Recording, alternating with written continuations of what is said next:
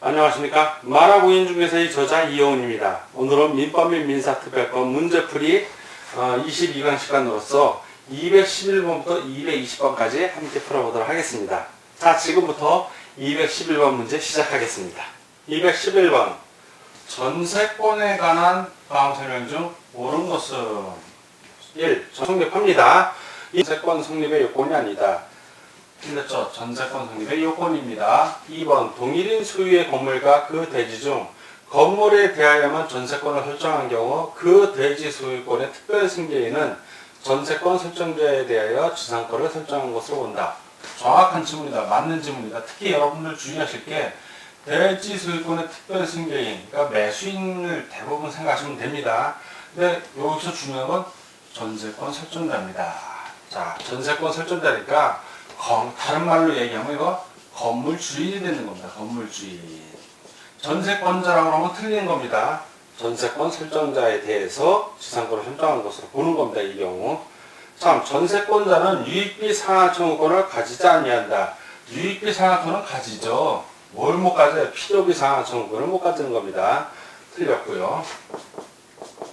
4번 건물에 대한 전세권의 존속기간을 2년 미만으로 정할 때는 이를 2년으로 본다. 2년이 아니라 1년이죠. 1년 미만으로 정할 때는 1년으로 본다. 최단, 건물 전세권 최단 기간 1년. 꼭 기억하십시오. 5. 전세권에 관해 우선 변제권은 인정되나 경매 청구권은 인정되지 않는다. 전세권은 등기할 수 있는 물건입니다. 그래서 우선 변제권도 인정되고 경매 청구도 인정되는데 아니한다 합시다. 틀린 지문이 됩니다. 다 X고 하나만 O, 옳은 것을 구하니까 211번은 2번이 정답이 되겠습니다. 212번 문제를 보도록 하겠습니다. 212번 전세권에 관한 설명으로 옳은 것은 1. 건물에 대한 전세권의 최단 존속기간은 2년이다. 방금 설명드렸죠? 1년입니다. 틀렸고요. 2. 전세권자의 필요기 상환 청구권은 그냥 있는 겁니다. 과실을 수취하지 않은 것을 전제로 한다가 아니라 그냥 이런 거 없이 필요비 상환 청구권은 그냥 발생을 합니다. 자, 틀렸고요. 3. 전세권과 저당권이 설정되어 있는 부동산에 저당권이 시정되면 그 전세권은 언제나 소멸한다? 언제나 아니죠. 물건, 같은 물건이에요. 같은 물건에서의 순위는 어떻게 된다? 등기의 선후, 언제, 뭐가 먼저 되고 나중에 됐냐에 따라서 선후가 결정이 돼요.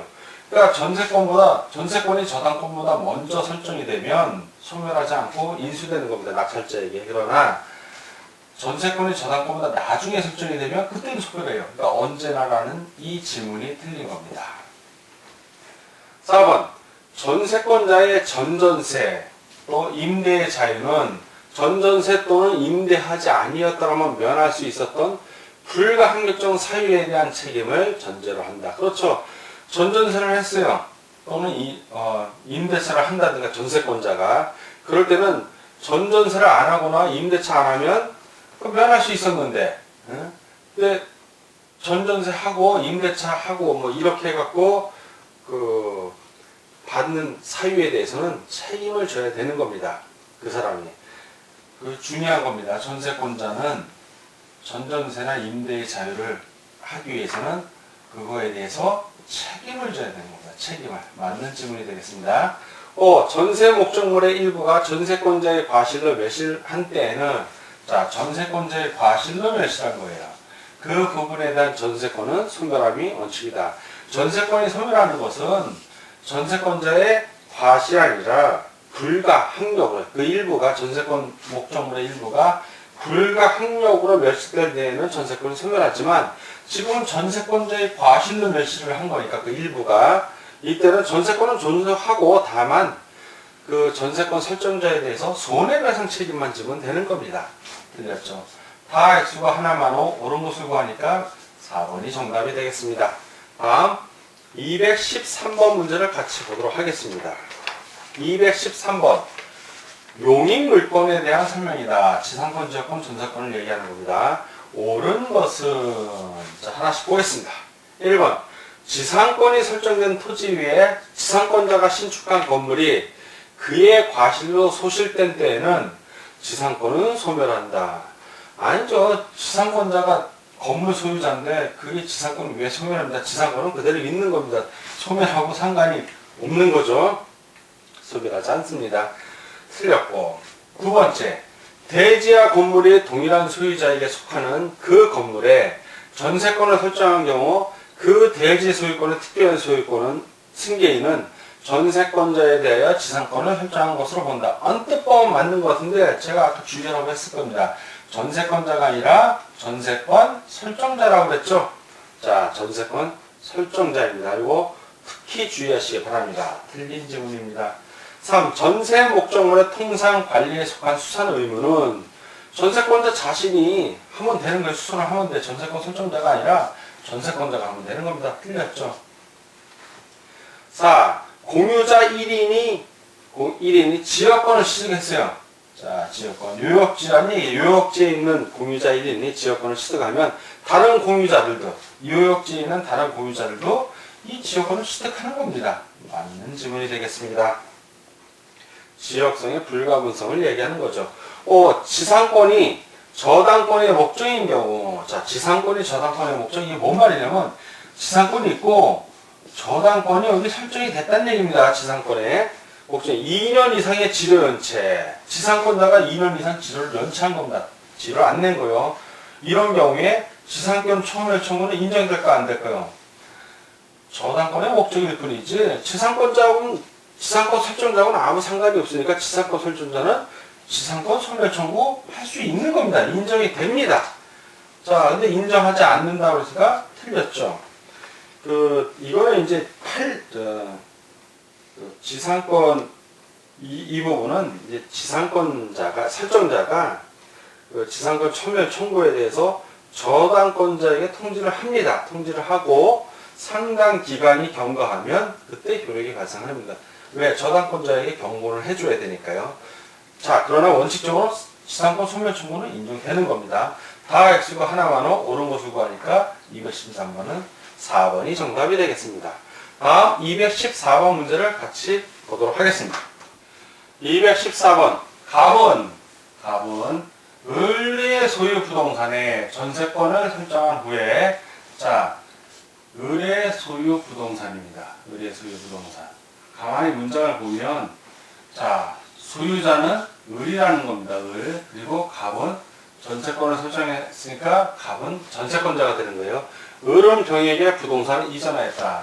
자, 을이 병에게 부동산의 소유권을 이전했으니까 새로운 전세권 설정자는 병이 된 겁니다. 이 경우 전세금 반환의 법률관계에 대한 다음 설명 중 틀린 것은, 자, 다시 한번 그림으로 설명하면, 자, 갑이 있고 을이 있습니다. 그러면 누가 전세권 설정자예요? 자, 을이 전세권 설정자죠. 이렇게 전세권 설정해 준 겁니다. 결국 갑은 전세권자가 되고, 이 사람은 전세권자, 을이 전세권 설정자예요. 즉, 소유자라는 얘기입니다. 을이. 자, 그런데 이 해당 부동산을 을이 그리고 나서 어떻게 했다? 병에게 이전한 거예요. 소유권 이전. 그럼 전세권 설정자가 변동이 온 겁니다. 지금 이 상황에서의 얘기예요. 자, 하나씩 보겠습니다.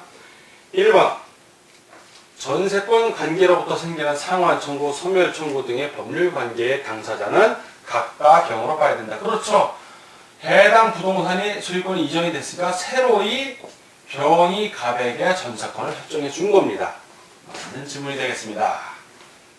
두 번째, 전세권은 갑과 병 사이에서 동일한 내용으로 존속한다고 보아야 한다. 왜? 전세권은 물권이기 때문에 그대로 제3자에게 대응을 합니다. 설사 주인이 바뀌어도 그 전세권은 등기가 되어 있기 때문에 그대로 동일한 내용으로 존속이 됩니다.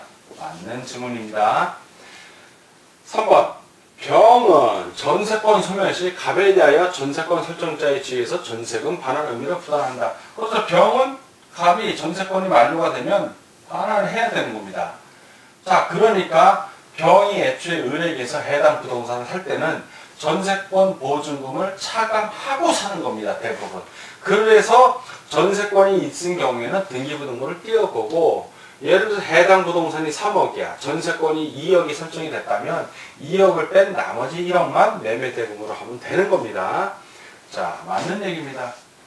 4. 병은 전세금 반환 채무를 병전적으로 인수하였다고 볼 수 있어 갑은 을과 병 중 누구에게나 전세금의 반환을 청구할 수 있다. 아니죠. 그 병은 전세금 반환 채무를 병전적, 즉 을과 병존했다는 뜻이거든요. 이 뜻이 인수하였다고 볼 수 있는 게 아닙니다. 전세금 반환 채무를 병 혼자 단독으로 인수한 겁니다. 왜? 이미 을은 팔고 간 사람이에요. 그러니까 상관이 없죠. 따라서 갑은 전세권자는 을과 병 중에 누구에게나 전세금 반환을 청구할 수 있는 게 아니라 을은 이미 상관이 없는 사람이고 병에게만 청구하면 됩니다. 틀린 질문입니다. 5. 전세금 채권 관계만이 따로 분리되어 갑과 을 사이에 남아있다고 할 수는 없다. 그렇죠. 이미 을은 떠난 사람이고 갑과 을 사이에는 아무것도 남아있는 게 없는 겁니다. 맞는 질문이죠. 다 오고 하나만 X 틀린 것을 구하니까 214번은 4번이 정답이 되겠습니다. 다음 215번 문제를 같이 보도록 하겠습니다. 215번 전세금 반환 청구권에 관한 다음 설명 중 옳은 것은? 자, 하나씩 보겠습니다. 1번 전세권자는 전세권의 존속기간 중에도 전세금 반환을 청구할 수 있다. 없죠. 전세권자가 전세 들어가서 사는 사람입니다. 전세권 존속기간 중에 주인한테 전세금 주세요 그러면 어떤 주인이 전세금 줍니까? 전세기간이 다 끝나고 전세금 줄 때 해당 목적 부동산을 반환해야죠. 동시이행관계니까. 그럴 때 전세금 주는 겁니다. 말도 안 되는 얘기. 자, 두 번째. 전세금 반환 청구권을 담보하기 위해서는 전세권과 동시에 저당권 설정 등기를 하여야 한다. 전세권 자체가 물권입니다. 그래서 전세금을 필요 불가결한 요소로 하니까 전세금을 등기하면 나중에 기간이 만료돼서 나올 때 전세금을 그냥 받을 수가 있는 겁니다. 저당권 설정 등기 이런 거 다 필요 없는 겁니다. 됐죠? 3번 전세권자가 전세권 설정자의 동의 없이 건물을 개축한 경우에는 전세금 반환 청구권을 상실한다. 전세금 반환 청구권은 아무 상관이 없어요. 이거는 전세기간 끝나면 반환 청구해서 전세금 받으면 되는 거고 동의 없이 주인의 동의 없이 건물을 개축했으니까 주인에게 손해를 배상한다든가 아니면 주인이 철거하려면 철거하면 그만이에요. 자, 원상 회복해주면 되는 겁니다. 틀린 질문이 되겠습니다. 자, 4번 전세권자의 전세금 반환 청구권과 저당권자의 피담보채권이 경합한 경우 그 설정 시기에 따라 우선 변제의 순위가 결정된다. 뭔 얘기냐면 해당 집이 전세권도 있고 저당권도 있다고 칩시다. 근데 해당 목적 부동산, 해당 주택이 경매에 넘어가면 자 배당을 받을 때 전세금을 먼저 받을지 저당권자의 피담보채권을 먼저 받을지 어느 게 우선이냐. 그 우선 순위는 그 우선 변제의 순위가 결정되는데 경합 그 설정 시기 즉 등기를 누가 먼저 했냐에 따라 결정된다는 뜻입니다. 정확하게 설명하고 있습니다. 이 설정 시기를 등기 시기라고 그러면 여러분들이 빨리 알아듣는데 설정 시기라고 하면 또 모르는 거예요. 왜? 전세권 설정, 저당권 설정이라고 그러거든요. 등기 시기가 바로 설정 시기입니다. 5번 전세금 반환 청구권은 확정 일자를 받아놓은 경우에 한하여 저당권자에게 대항할 수 있다. 아니죠. 전세금 반환 청구권은 그냥 전세권 등기하면 돼. 확정 일자 이런 거 필요 없습니다. 자, X. 다 X고 하나만 O. 옳은 것은이니까 215번은 4번이 정답이 되겠습니다. 다음 216번 문제를 같이 보도록 하겠습니다. 216번 전세권에 관한 다음 설명 중 틀린 것은 보겠습니다. 1. 토지와 건물이 동일한 소유자에게 속한 경우에 건물에 대해 전세권이 설정한 때 대지 소유권의 특별승계인은 전세권 설정자, 즉 건물주인입니다. 대하여 지상권을 설정한 것으로 본다. 맞는 지문입니다. 2번 타인의 토지에 있는 건물에 전세권을 설정한 때 전세권의 효력은 그 건물의 소유를 목적으로 하는 이상 지상권 또는 임차권에도 미친다. 맞는 지문입니다. 3번 전세권은 양도할 수 있고 전전제할 수 있으나 당사자 사이의 약정으로 양도를 금할 수는 없다. 전세권은 양도를 금할 수 있습니다. 지상권 같은 경우는 양도 이런 걸 금할 수 없지만 전세권은 양도 금할 수 있습니다. 당사자 약정으로 틀렸네요. 이게 자, 목적물의 일부가 불가항력으로 소멸하여 잔존 부분만으로는 목적을 달성할 수 없는 경우에도 전세권이 당연히 소멸하는 것은 아니다. 맞는 내용입니다. 민법 제314조 제2항. 자, 불가항력으로 소멸하였다 하여더러 나머지 잔존 부분과 목적을 달성할 수 없는 경우에도 전세권이 당연히 소멸하는 것은 아니다. 기억해 주시기 바랍니다. 둘 사이의 합의에 의해서 계속 유지할 수도 있다는 얘기입니다. 5번 전세권의 법정 갱신은 토지 전세권에는 인정되지 않고 건물 전세권에만 인정된다. 민법 제312조 제4항의 내용입니다. 맞습니다. 다 오고 하나만 X 틀린 것이니까 216번은 3번이 정답이 되겠습니다. 다음 217번 문제를 같이 보도록 하겠습니다. 217번 다음은 전세권의 존속기간에 대한 설명이다.